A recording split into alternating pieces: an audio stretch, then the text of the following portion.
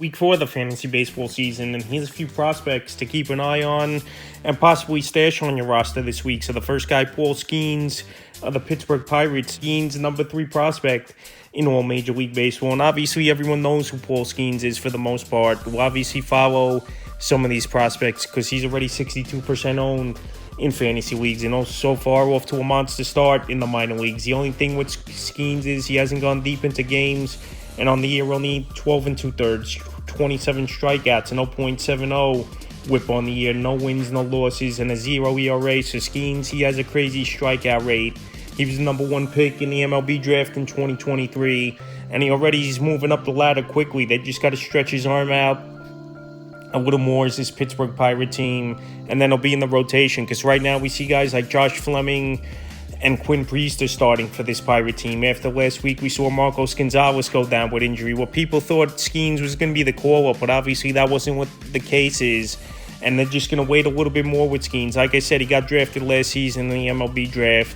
He's still got to stretch that arm out. He's only going about 3.5, 4 innings per outing for this Pirate team. But like I said, he'll be in the majors sooner or later if guys like Quinn Priester and Josh Fleming continue in the rotation, where their upside really hasn't been much so far in their major league career. So right now, like I said, if you got NA spots and you want to stash one of these players, Skenes, though, is already owned in 62% of fantasy leagues, but definitely someone who could come up and make a huge impact like a Yuri Perez did last season for the Miami Marlins. But unfortunately now he's out for the year with Tommy John surgery. The next prospect, like Junior Caminero of the Tampa Bay Rays. Caminero was surprised he didn't even make the ball club out of spring training, but another player that'll be up sooner than later, I believe, in the major leagues. Since we've seen him in the minor leagues now, he's had 879 at-bats in his career in the minor leagues. So far this season, Caminero, where he was injured for a couple weeks on the IL for AAA Durham, 2 home runs, 9 RBIs, 7 runs scored, only 34 at-bats,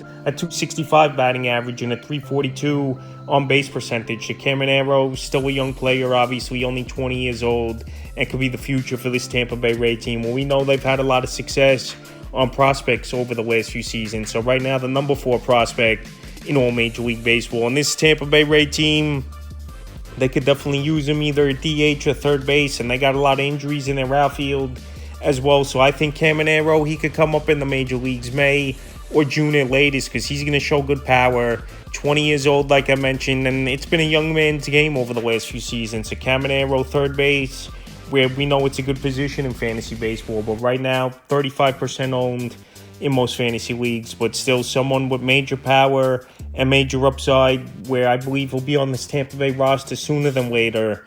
And he can help fantasy owners in a big way, because like I said, to be a number 4 prospect in all Major League Baseball is a huge thing, and Caminero definitely has the upside. And like I said, he's played a whole lot in the minor leagues, where he's got a .314 batting average in 879 at-bats with 53 home runs. So Caminero is going to be a good batting average guy most likely, and someone who's going to be a mainstay for Tampa Bay for many years to come. Consider James Wood of the Washington Nationals. So now with Thomas going down with injury, Wood could be the next call-up for this Washington National team. And he was a major piece, obviously, in the Juan Soto trade a couple seasons ago. So far in the early going in the minors, 76 at-bats this year, 2 home runs, 7 RBIs, 17 runs scored, a .303 batting average, and a .418 on base. So Wood, he's only 21 years old still. Like I said, a major piece in the Juan Soto deal a couple MLB trade deadlines ago. And he's only 21 years old, where he's got raw power and someone who's dominated the minor leagues for the most part in his career. 43 home runs, 182 RBIs, 185 runs in 962 at-bats with a .292 average and a .390 on base, so a very good eye at the plate. He's moved up every level pretty quickly. Only getting drafted in 2021 was James Wood. And right now, like I said, this national team, they're trotting guys out like Young and Jesse Winker. Even though Winker, no doubt about it, it's off to a good start. But when you got a prospect like Wood, 6'7", 234, with major power, major upside, and a great eye at the plate, who could be a cornerstone for this Washington National team for many seasons. He's someone that could be up sooner than later, especially if one of your better hitters, if not your best hitter on your team, and Thomas is going to be out for a while. You got to call up the youngster and see what he has. So he could be right around the corner coming up and he's the number 13 prospect on all Major League Baseball. So right now, while he's playing good baseball, is Wood. And like I said, with the injury to Thomas, he's definitely someone to stash pretty quickly, I believe, out there on your fantasy team. Because like I said, if he could come up and show a few things, James Wood could be a major time player for fantasy owners and this national team as the season goes on. The next hitter, Maurice Martinez of the Toronto Blue Jays. So he's the number 2 prospect in the Blue Jays system and number 81 overall in the major league. So right now, he's available in 84% of fantasy leagues, and he's tearing it up in the early going right now in AAA for the Buffalo Bison. So on the year for Martinez, 6 home runs, 18 RBIs, 20 runs scored, a 333 batting average, and a 392 on base. So right now he qualifies at short, second, and third, which obviously is great versatility. And this Blue Jay team, I know they got some great hitters on this roster, but if you could call up a guy like Martinez, your number 2 prospect, and he could come up and make an impact immediately for this Toronto Blue Jay team, because we've seen it with Baltimore in their division calling up already this season. Jackson Holiday, Hesker Kjerstad, get him up as well a couple days ago here, where Martinez, he could help in a big way, I believe, with Toronto.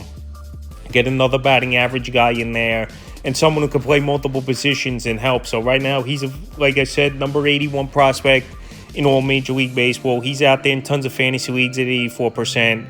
And he's already had a 15-game hitting streak as well in the minor league. Now, well, he's been a batting average machine, and he's showing good power as well with the 6 home runs. I think Martinez, he could be up sooner than later as well, either in May or June. And he's definitely someone to go out there and look if he's on your waiver wire and keep an eye on, because if he's up sooner than later, and with his versatility, he could pay big dividends for fantasy owners and be a major factor this season as well. And the 5th and final prospect I look to watch and possibly stash this week as well is Joey Lofredo of the Houston Astros. So this Houston Astros team off to a horrible start on the season where they're 7-17. So Joey Lofredo, he's tearing it up so far, and not someone who was really on the fantasy radar, even on the prospect watch for this Houston Astros team coming into the season. But right now, he's taking a monster step, and on the season, 10 home runs, 24 RBIs, 2 stolen bases, a 259 average, and a 361 on base percentage with 22 runs. So the power's obviously eye-popping, 10 home runs already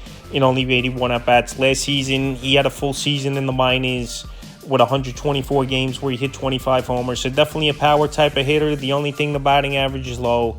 He's got a good on-base percentage, and the strikeout rate's a little high for me as well with 31 strikeouts in 81 at-bats. But like I said, this Astro team struggling mightily, 7-17 in the early going here. And they got guys like Chas McCormick and Jake Myers starting out there in the outfield, where I think Lofredo definitely has better upside than these players. So right now, he's the Astros' number 6 prospect. He's available in 88% of fantasy leagues. And if this Astro team continues to struggle over the next week or two, and Lofredo keeps tearing it up in the minor leagues, he's definitely someone to keep an eye on in a big way and possibly stash an NA spot. So that's a few prospects I look to watch out for and possibly stash here for week 4 of the fantasy baseball season.